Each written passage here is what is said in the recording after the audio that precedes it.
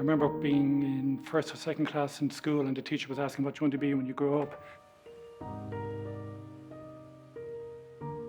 And everybody was saying, I want to be a footballer or a fire engine driver. And I said, I want to be an architect. And everybody looked around and said, what's an architect? In my opinion, the core of good architecture is the person. It's kind of ironic that very often you look at architectural magazines and one thing you never see are actually people in buildings as if they don't exist. The Dolphin House is a Dublin City Council housing estate. It was constructed in the mid-1950s. Outside of Ballymun, it is the largest housing estate in the city. The original estate contains 392 social housing apartments. Unfortunately, they are showing their age. During the Celtic Tiger, there was this model of public-private partnership that came into play. Because of the crash, a lot of these sites were left in a hiatus. There'd been a kind of a period where there wasn't as much maintenance done as there should have been. I mean, some of the flats, I've seen the photographs. I mean, the conditions were very, very shocking, really. Because the community was still very much intact, that sense of community is very much still there and is a very important part of the regeneration. Some of the other regeneration schemes, all the residents were moved out, and this causes dispersal of the community. So it was proposed to do it in a phased development.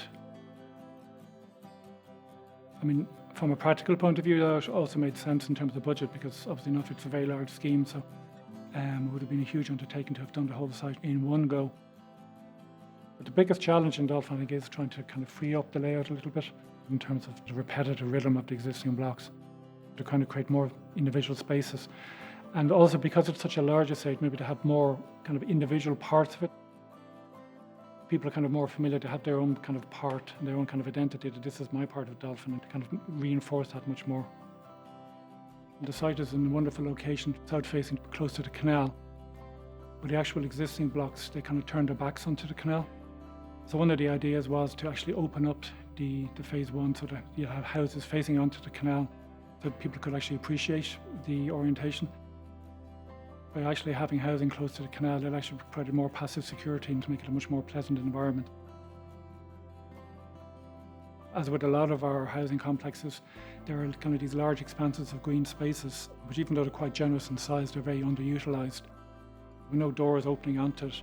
And because all the windows are looking onto it, I think there was a certain sense of intimidation of people actually being in there. So part of the concept then was to try and incorporate these green spaces as an open space within the regeneration, to form like a private courtyard, a safe space for children to play away from traffic. There was the question whether we'd demolish all the blocks or whether we'd refurbish some of them, so we did kind of a mix. We demolished a couple of the blocks nearest to the canal to open up a space for a terrace of housing facing onto the canal. We refurbished 3 of the existing blocks. We removed all of the existing concrete access balconies. Then we externally insulated. That was kind of the most efficient way of actually bringing up the blocks to current regulations. We inserted triple glazed windows. We were able to put balconies onto the existing blocks. So the whole fabric was improved. So it was a combination of new build and retrofit. So it was quite a challenge, but it was also very interesting to do. As a project, I learned a hell of a lot. There were some times where you're kind of pulling your hair out, trying to figure things out. But it was rewarding in the end when you see the completed building. I'm actually very happy with the result. If the end users are happy and if they compliment you in terms of design and you can actually see that your design actually works in the way they live, I think that's probably the greatest compliment you can get.